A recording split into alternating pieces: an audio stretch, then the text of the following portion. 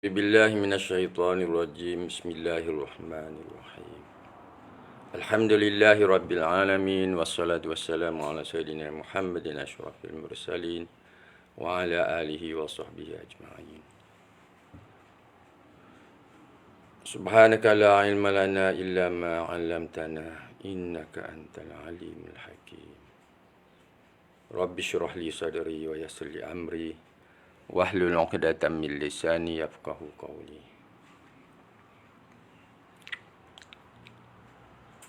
Assalamualaikum warahmatullahi taala wabarakatuh. Hari ini kita online sekali lagi. Hari ini adalah hari yang ke-7 Ramadan. Hari ke-7 Ramadan maknanya remedi kita adalah remedi yang ke-7. Remedi yang ke-7 kita dah war-warkan ia dengan nama acetanilidem. Okey, itu mengikut urutan remedi-remedi dalam buku Materia Medica Homeopati Therapeutic. Okey. Itu urutan kita. Urutan boric lain mungkin dia letak acetic acid dahulu. Tapi dari segi alfabetnya acetic ACETIC. Maknanya dia kemudian daripada acetanilidem. Acetanilidem harus pergi dulu. So justru hari ini ialah acetanilidem. Aceticum acidum akan bermula pada hari esok, insya-Allah. Dan kalau kita boleh ingat, hari pertama kita bermula dengan Abies canadensis, hari kedua Abies nigra, hari ketiga Abrus precatorius. Sekiranya sahabat semua masih ingat. Kemudian kita pergi pada Abrotanum, Absinthium, dan semalam Acalypha indica. Kalau kita boleh ingat remedi, insya-Allah kita boleh ingat simptom-simptom utama yang kita sarankan untuk kita ingat remedi tersebut. Ada beberapa kita boleh hilang, satu masa kita boleh ulang. Tapi untuk hari ini kita boleh ulang yang semalam sahaja. Yang semalam saja. Yang semalam kita bicara mengenai Acalypha indica. Apakah simptom-simptom yang kita minta untuk ingat bagi Acalypha indica? Ingat tak? Siapa yang mengikutilah, ada beberapa orang lah ataupun yang buka selepas live tu boleh ingat. Okey, ada dua simptom utama kalau tak silap saya. Satu berkaitan dengan batuk, hemoptysis. Yang kedua berkaitan dengan diarrhea. Ingat, mungkin apa yang beri perhatian dia akan ingat, siapa yang kurang beri perhatian mungkin dia akan lepaskan. Okey, ini sebab remedi ni tidaklah popular sebagai remedi utama, tapi kalau kita tahu simptom dia, kita boleh guna apabila masanya. Ada cahaya sikit belakang saya tak buka, saya tak tutup habis dia punya tirai tu. So ada cahaya sikit. Mungkin saya alis sikit ni. Okey, macam ni okey. Tapi saya kena duduk membelakangkan cahaya belakang tu. Okey. Semalam kita sebut Acalypha indica dengan dua simptom utama. Dan satu simptom tambahan, agravasinya waktu pagi. Okey. So, semalam kita sebut pasal batuk jenis kering, batuk itu keras, kuat batuknya dan diikuti oleh kahak yang keluar mengandungi darah. Kahak yang keluar mengandungi darah. So itu kita boleh suggest remedi seperti Acalypha. Demikian juga kalau berlaku diarrhea dan kita sebut di sini, terima kasih Puan Nurliza. Kita sebut di sini membakar dalam usus dan kemudian najis yang keluar itu seperti tersembuh, menggerutuk. Istilah kita guna menggerutuk, keluar dengan angin kentut yang kuat.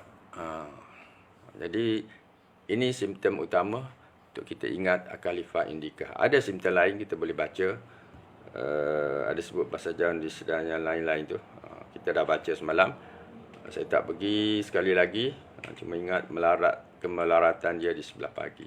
Hari ini kita nak bicarakan secara ringkas berkaitan dengan acetanilidem. Acetanilidem ini tidak ada di dalam saranan Dr. Casey Banjar yang saya sebut selalu. Dan maknanya dia tidak ada dalam senarai leading remedies dan juga bukan rare yang digemari.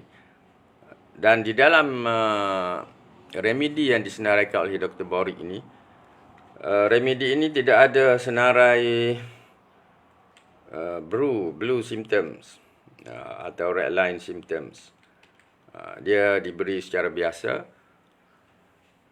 Tapi apa yang disenaraikan itu adalah penting untuk kita menggunakan remedi ini. Kita baca seperti yang kita sudah terjemahkan. Okey. Acetanilidem, ini sebenarnya remedi ini popular dalam rawatan anti-febri, disebut anti-fibrinum, anti-febral, anti-demam lah, anti-demam. Acetanilidem, secara drug dia, secara kandungan dadah dia lah. Acetanilidem dikatakan menekan jantung, menekan pernafasan, tekanan darah tertekan, dan dia merendahkan suhu. Maknanya boleh mengurangkan demam.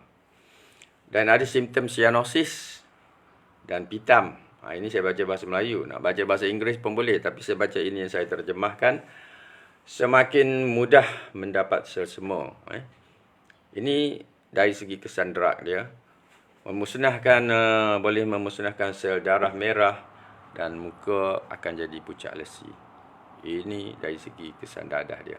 Maknanya, untuk kesan-kesan dia secara crude sedemikian, kita boleh guna remedi ini apabila dipotentize bagi simptom-simptom yang mempunyai kesan akibat dadah tersebut.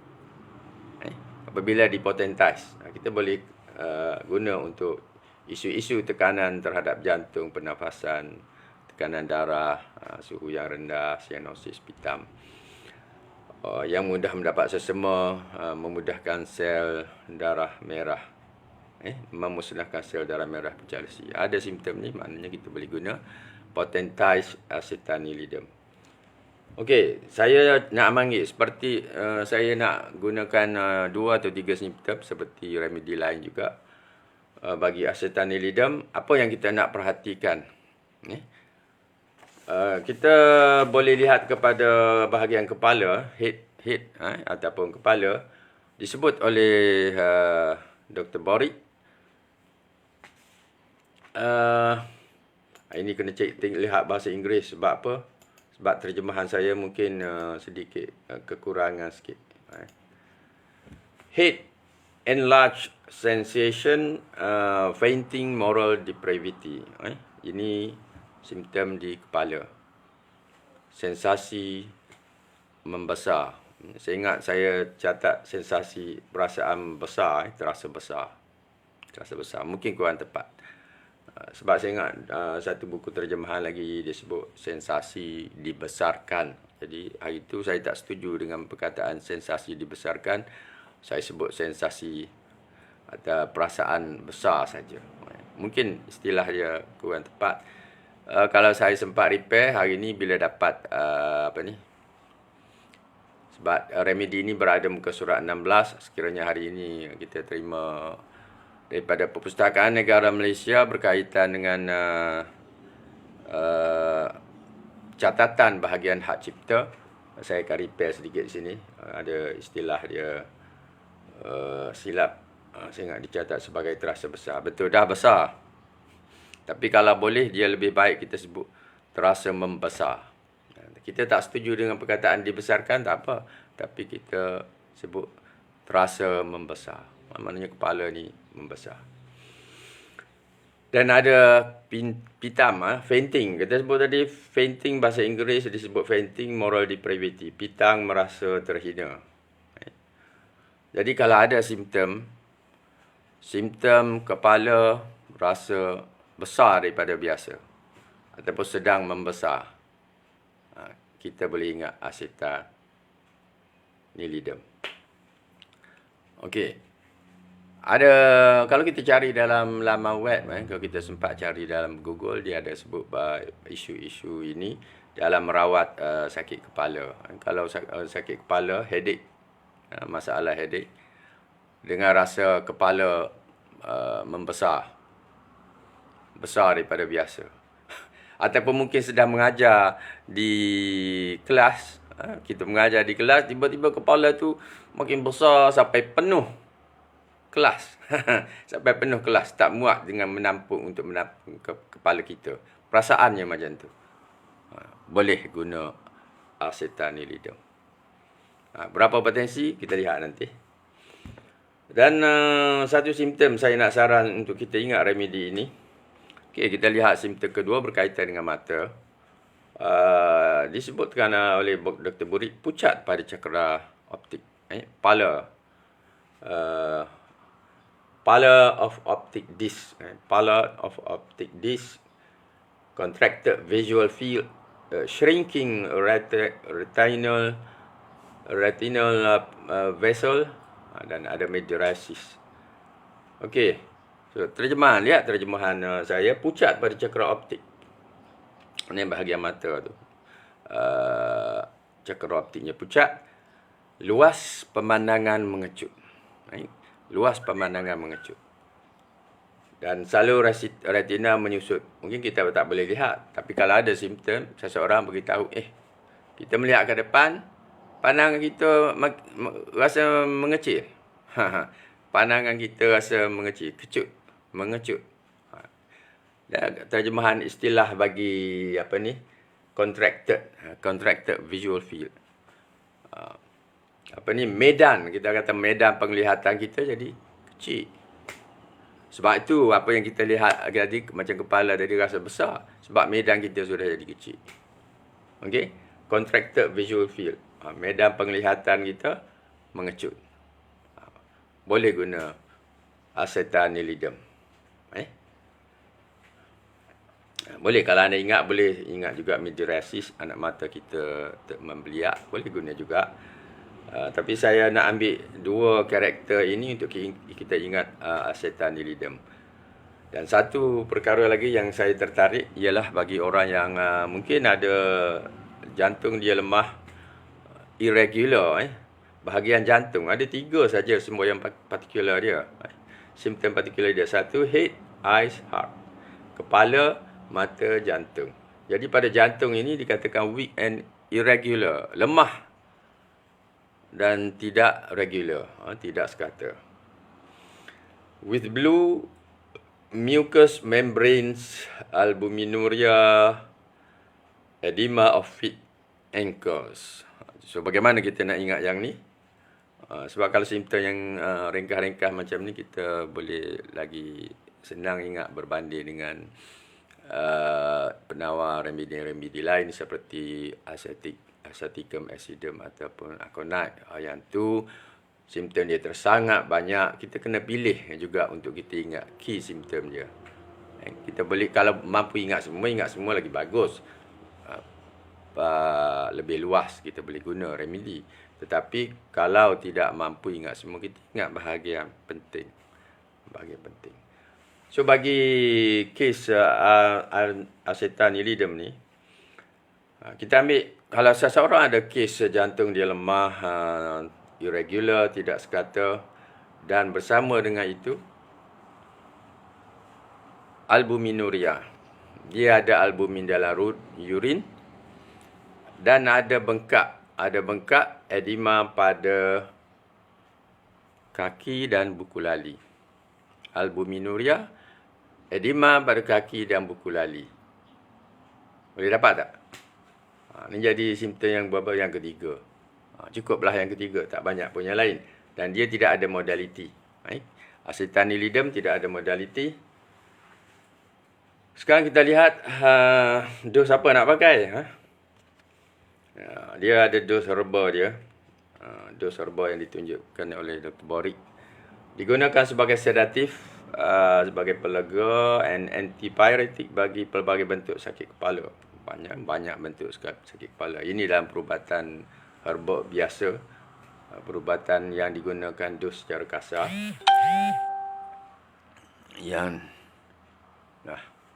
ada orang mohon untuk friend pula. Saya perasan sejak kita online ni ada semakin ramai yang mohon sebagai friend. Tak tahulah, tak kenal masing-masing itu, tak ada background. Saya dapat tak ada background. Mungkin mereka adalah pengamal homeopati juga, ada orang berminat dengan homeopati. Mungkin ini untuk membesarkan pasaran buku kita. InsyaAllah. Mudah-mudahan ada impact daripada bersiaran online ni. Okey. Digunakan untuk pelbagai bentuk sakit kepala dan neuralgia. Dos dia 1 hingga 3 grain. Carilah 1 hingga 3 grain tu, kecil saja. Tapi kita tak nak pakai dos itu, kita pakai dos homeopati. Dos homeopati, untuk indikasi homeopati disebutkan oleh Boric ialah guna potensi ketiga. Okey. Bila Dr. Boric menyebut guna potensi ketiga, kita buka saranan daripada pengamal lain. Mungkin ada potensi 6, 30 dan seumpamanya. So, potensi 3 boleh pakai. Di Malaysia ni saya tak pastilah potensi 3 ni ada ke tidak zaman sekarang. Dulu-dulu senang kita pakai potensi 3. Saya banyak remedi, saya cari potensi 3. ARS dulu pun saya pakai potensi 3. Sina pun saya pakai potensi 3 dan dia sangat berkesan. Tapi hari ini saya tak tahu bagaimana perundingan berlaku antara orang badan berkenaan dengan KKM. Sekarang nampaknya semua 6C ke atas. Tapi potensi 3 juga adalah popular kalau di India khususnya, dengan beberapa remedi tertentu. Dan saya gemar pakai potensi 3. Umpamanya kes-kes diarrhea ni, banyak kes potensi 3 lagi cepat kesan dia. Okey. So ingat tak apa yang kita sebut tadi? Yang bahagian ni kita pakai C6 lah. Paling rendah kat Malaysia sekarang C6.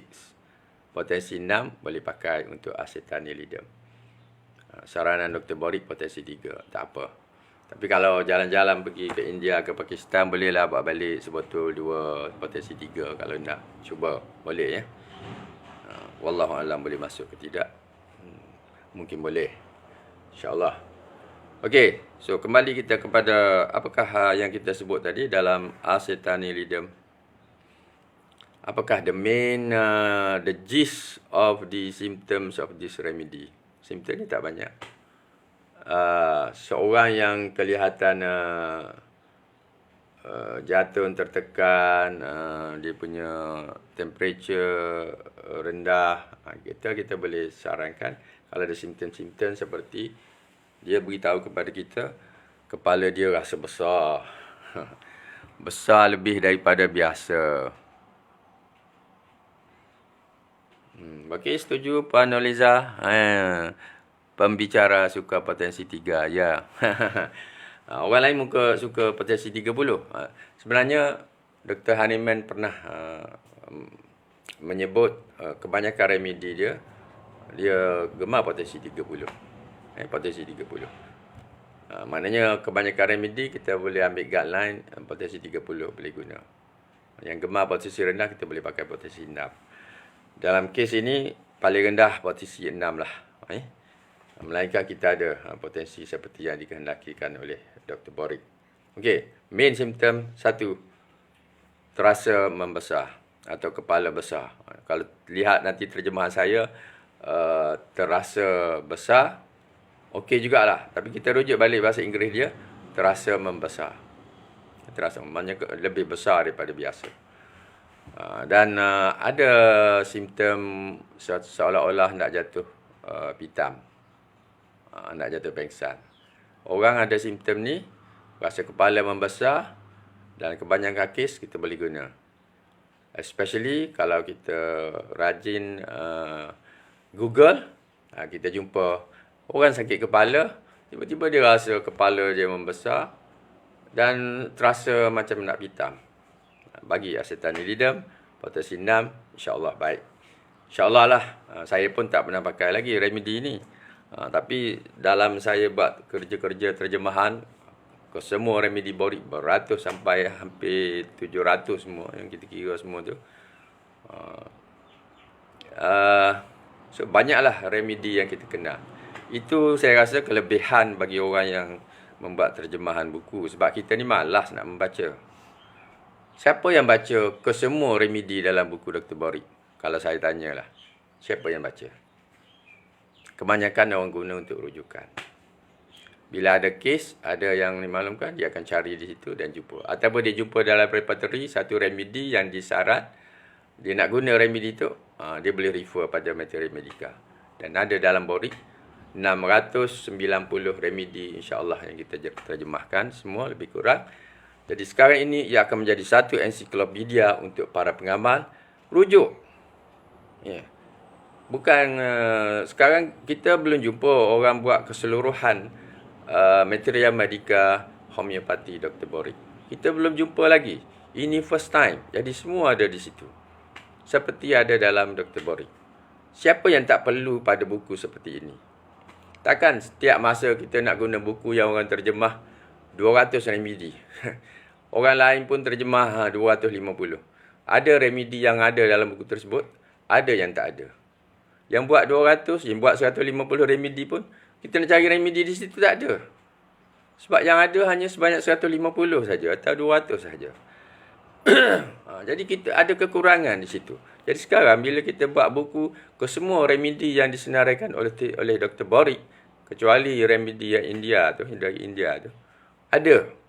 Jadi kita nak cari berkaitan dengan acetanilidin, Abrus, kita akan jumpa dalam buku ini, insya-Allah. Kalau kita ada. Kalau kita nak cari dalam bahasa Melayu, sekarang ada, insya-Allah lah. Saya pun harap kalau umur saya panjang boleh lihat buku ini berada di pasaran. Saya rasa syukur, alhamdulillah. PPHM pun rasa syukur, sebab itu saya percaya PPHM memberi very good support untuk memasarkan buku ini, especially kepada ahli-ahlinya. Jadi ini penting. So, satu, terasa kepala membesar, ada rasa hendak pitam, boleh guna acetanilidin. Selain daripada remedi-remedi lain yang mungkin ada. Dan mata pula, pemandangan kita rasa mengecut. Rasa mengecut. Ada simptom lain juga. Tapi kalau kita tak nak ingat, selalu retina dia menyusut, pucat pada cakra optik. Kita tak nak ingat kita ingat yang ni saja. Luas penglihatan kita mengecut. Orang bagi tahu kata, saya lihat skop dia makin kecil lah.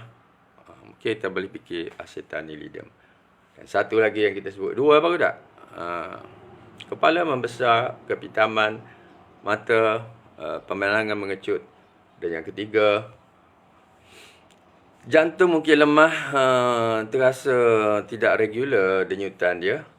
Tapi bersama dengan itu ada masalah albumin dalam urin. Kalau kita ada cek kat doktor, kat klinik pergi ke, dia kata ada laporan albuminuria berlebihan daripada biasa. Dan kita dapati ada bengkak pada buku lali dan kaki. Sebab itu tanda ada masalah dengan buah pinggang. Lebih jauh kita pergi ada masalah. Dan bengkak itu pun ada tanda lah bagi masalah buah pinggang. Tapi kita tak sebutlah buah pinggang ni. Kita sebut kalau ada tanda albuminuria, edema pada kaki dan buku lali, kita boleh guna, insya-Allah, acetanilidin. Sebab dia tidak ada simptom, main simptom pun. Jadi kita boleh guna. Tidak ada masalah ubat homeopati sebab dia semua berpotensi. Tidak ada side effect seperti drug biasanya. So itu, dan kita sebut dos kita nak beri. Saranan Dr. Borik potensi 3. Saranan mungkin pengamal lain 6 atau 30. Saya pun akan menyaran potensi 6 dan 30. Selepas ini saya memang merancang siap buku ni saya akan cari remedi-remedi yang banyak ada dalam Dr. Borik tu untuk simpanan. Sekarang ni kita stok tak banyak, mungkin ada sekitar 150 atau 200 remedi. Dan saya rasa kebanyakan pengamal tu remedi dia pun dalam sekitar paling-paling pun 200 atau 250 saja untuk remedi yang dia biasa melalui hari-hari. Tapi bila kita dah tahu lebih banyak remedi, mungkin kita boleh sedia stok. Kita boleh sedia stok, dan kalau ada orang lain nak pinjam atau nak beli pun, bila dia tidak ada, dia boleh ambil daripada tempat kita. Kita pun kalau tak ada, kita terpaksa ambil tempat orang. Tapi sekarang bila kita dah kenal remedi, kita boleh tambahkan stok kita. Mungkin daripada 690 tu, kita boleh sedia stok dalam 300 ke 400. Maknanya ruang farmasi homeopati kita tu akan jadi lebih besar lah. Tapi insyaAllah itu semakin baiklah, semakin banyak ilmu, semakin bagus, semakin banyak stok kita, semakin bagus. Kalau ruang kita mencukupi.